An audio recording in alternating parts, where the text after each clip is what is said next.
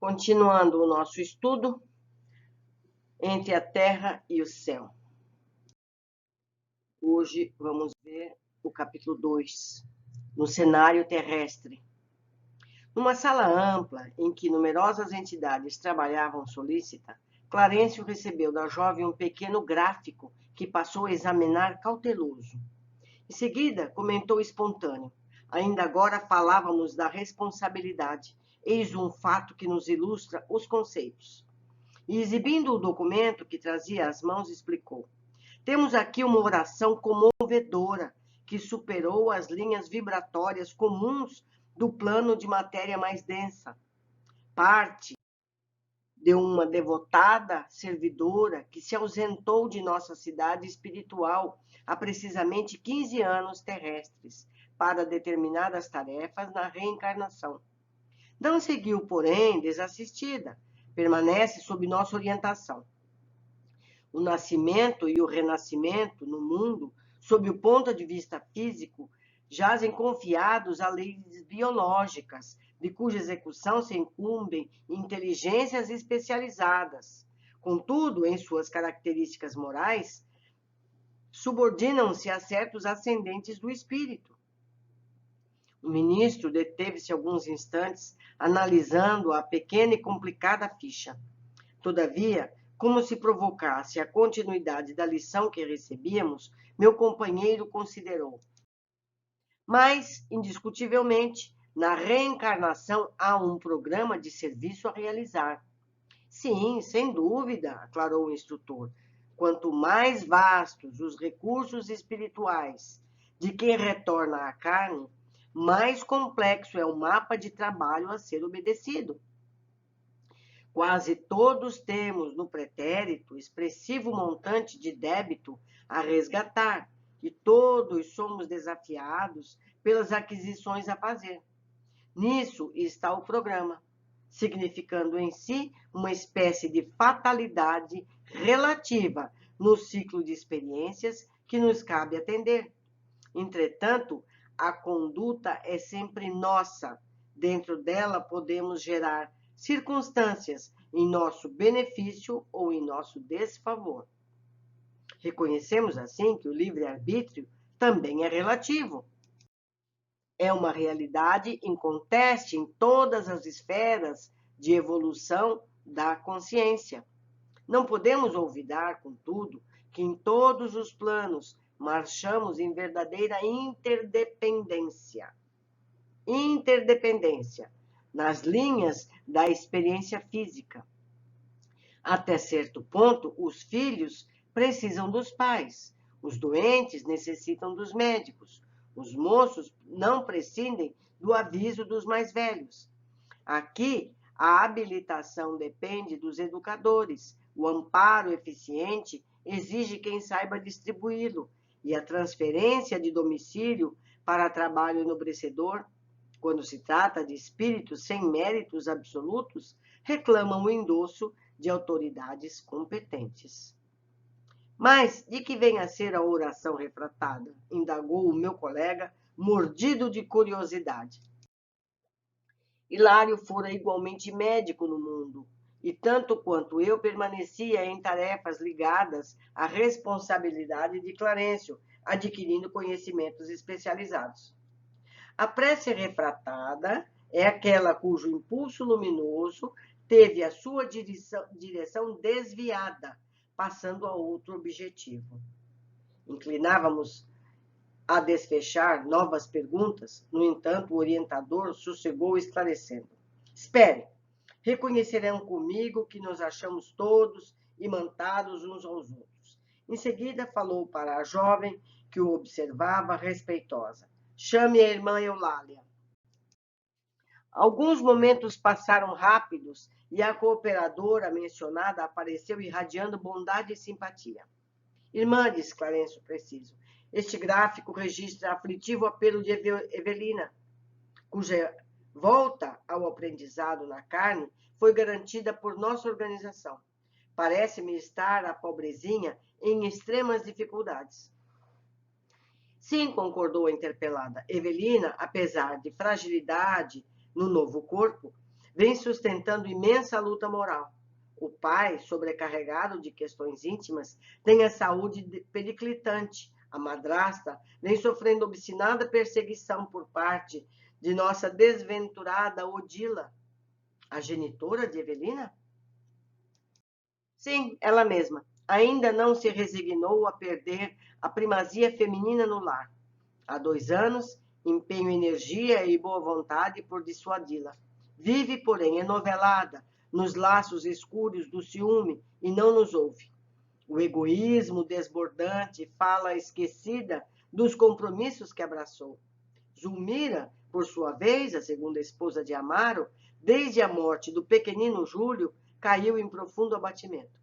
Como não ignoramos, o pequeno desencarnou afogado, consoante as provas de que se fez devedor. A madrasta, contudo, que chegou a desejar o desaparecimento por não amá-lo, encontrando-se sobre as sugestões da mulher que a precedeu nas atenções do marido, cresce culpada. Evelina, depois de perder o maninho, em trágicas circunstâncias, acha-se desorientada entre o genitor aflito e a segunda mãe, em desespero. Ainda anteontem pude vê-la, chorava comovedoramente diante da fotografia da mãezinha desencarnada, suplicando-lhe proteção. Odila, porém, envolvida nas teias das próprias criações mentais, não se mostra capaz de corresponder à confiança e à ternura da menina. Ela, entretanto, tem insistido com tal vigor na obtenção de socorro espiritual que as suas rogativas, quebrando a direção, chegam até aqui de tal modo. Reparávamos o pequeno gráfico em silêncio. Sustando a pausa longa, o ministro fixou Hilário e indagou. Compreendem agora o que seja uma oração refratada? Eveline recorre ao espírito materno que não se encontra em condições de escutá-la, mas a solicitação não se perde. Desferida em elevada frequência, a súplica de nossa irmãzinha vara os círculos inferiores e procura apoio que lhe não faltará. Entendemos? Passeando em nós o olhar muito lúcido, concluiu. Desejariam cooperar conosco na tarefa assistencial? Sem dúvida, o caso fascinava-nos a atenção. O orientador, no entanto, recomendou esperássemos 2 dias. Desejava inteirar-se a sós de todas as ocorrências para instruir-nos com segurança quando estivéssemos a usufruir-lhe a companhia. Nossa excursão, todavia, foi marcada, e no momento preciso achávamos-nos a postos. Sem delongas, na viagem, Clarencio, Eulália, Hilário e eu encontramo-nos em residência modesta, mas confortável, num dos bairros do Rio de Janeiro. O relógio citadino acusava exatamente 21 horas. Entramos. Em estreito compartimento, à guisa de gabinete de trabalho e biblioteca, um homem de 35 anos presumíveis lia, com visíveis sinais de preocupação, um manual de mecânica. Na secretária singela, desdobravam-se publicações diversas, denunciando-lhe os estudos. Clarencio, assumindo com mais propriedade o papel de mentor do nosso grupo, informou gentil. Este é Amaro, o chefe da casa. Tem, no longo pretérito, complicados compromissos. Em muitas ocasiões, usou projéteis de lâmina de ferro para o mal. Hoje é servidor categorizado numa ferrovia. Em seguida, passamos a gracioso quarto próximo. Encantadora adolescente de 14 anos bordava iniciais num lenço de linho. Magra e triste, parecia concentrar a mente nos olhos grandes e serenos. Não nos assinalou a presença, mas, ao contato das mãos espirituais do ministro, revelou o indefinível contentamento interior. Instintivamente desviou o olhar do pano-alvo, fixou-o num retrato de mulher que pendia da parede. Sorriu elevada, qual se conversasse com a imagem, enquanto Clarencio nos dizia: esta é a nossa Evelina, cuja reencarnação foi por nós organizada faz alguns anos. A fotografia é uma lembrança da mãezinha que partiu. Evelina está ligada aos pais através de imenso amor, desde séculos remotos. Veio ao encontro de criaturas e situações das quais necessita para a garantia da própria ascensão, mas trouxe também consigo a tarefa de auxiliar os progenitores. No momento, acredita-se amparada pela mãezinha. Entretanto, pelos méritos já acumulados na vida espiritual, é ela mesma quem continua socorrendo o coração materno ainda em luta. Veja só que coisa. Abracei comovido a mocinha estática que se guardava em luminoso halo de tranquilidade e por alguns instantes meditei na grandeza do amor e na sublimidade da oração. Vejam só que coisa. A menina achando que era protegida pela mãe e, na verdade, ela que protegia a mãe. A gente não está preso a ascensões familiares. Mas vamos às observações. Clarencio recebe uma ficha relacionada à jovem reencarnada que fez preciosa prece. Lembro que as letras em amarelo são cópias do original. O ministro deteve-se alguns instantes, analisando a pequenina e complicada ficha. Na reencarnação, há um programa de serviço a realizar. O gráfico registra o aflitivo apelo de Evelina. Todos temos nossos registros nos planos espirituais. Estamos numa escola com um programa a ser seguido. O êxito cabe aos nossos esforços. Vimos mais adiante o detalhe. Clarencio fala em gráfico e referindo a prece de Evelina. Nos surpreendem esses detalhes. Importante saber que, quanto mais vasto os recursos espirituais de quem retorna à carne, mais complexo é o mapa de trabalho a ser obedecido. Se pedimos ainda mais ajuda, nos cabe também mais trabalho no desenvolvimento pessoal e coletivo. E eu faço um paralelo aqui. Nas primeiras classes de alfabetização, o conteúdo é simples, a exigência é mínima. Mas à medida que vamos progredindo nos estudos, tudo isso fica mais denso, são precisos mais recursos e é cobrado do estudante mais empenho. Na vida é a mesma coisa. Então, para aqueles que já estão nos graus um pouquinho mais altos, é exigido mais, foi dado mais, queremos mais empenho na nossa própria evolução, porque estão, entre aspas, investindo na nossa evolução. É coerente? Seguindo, todos temos programas que buscam resgatar erros do passado. A conduta é sempre nossa e, dentro dela, podemos gerar circunstâncias em nosso benefício ou em nosso desfavor. Podemos corrigir os erros do passado ou agravá-los. Tudo depende das nossas escolhas. Clarencio esclarece que todos temos suportes encarnados ou desencarnados. São os pais, professores, protetores espirituais.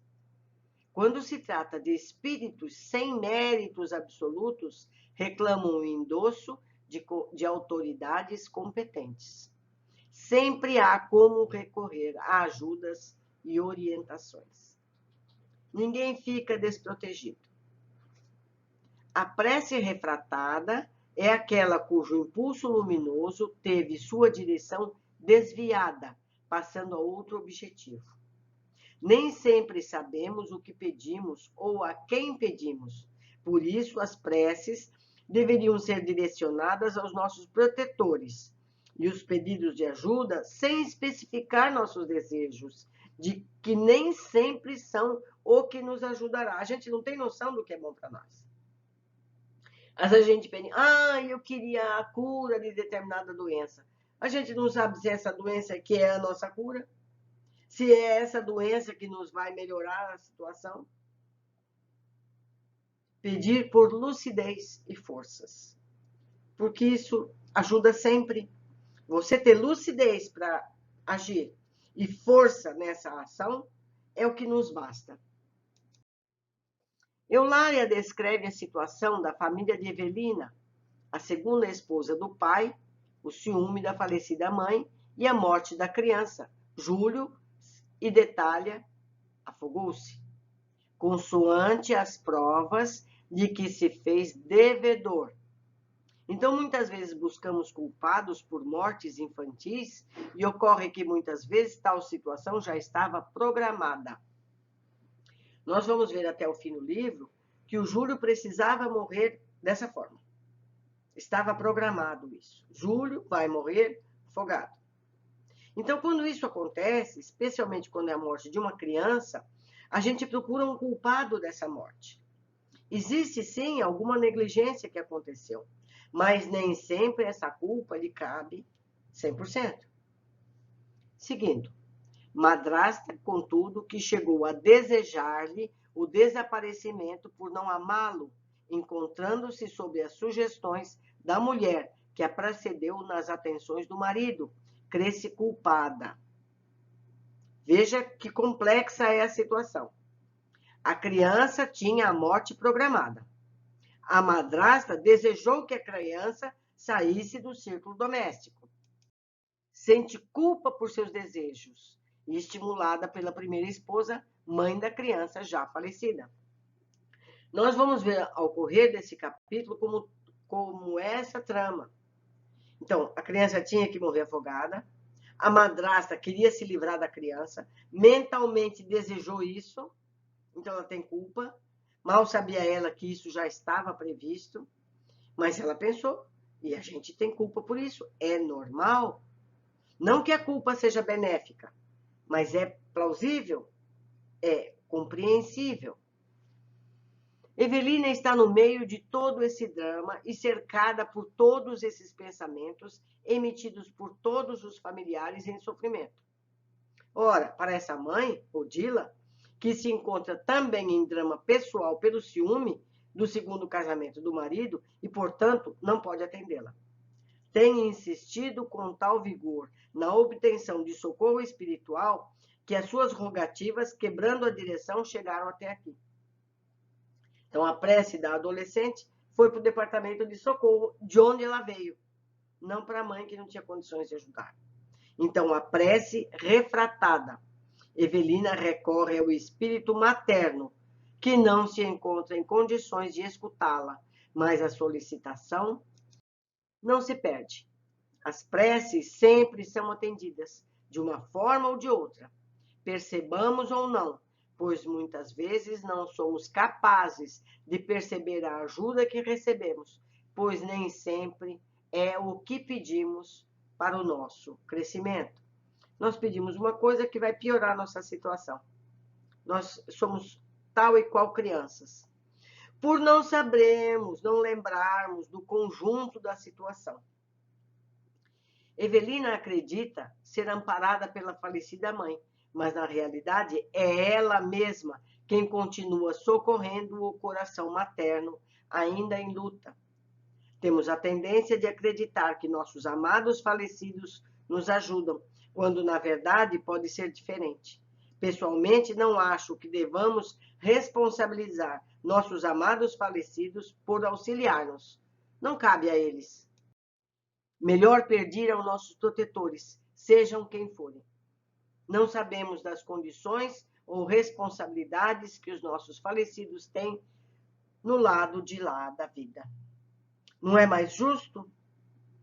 Porque um dia nós também estaremos do outro lado, as pessoas também estarão pedindo o nosso auxílio e não sabemos se vamos poder acudir, se nós vamos estar em condições de poder auxiliar e vamos ficar ansiosos por isso.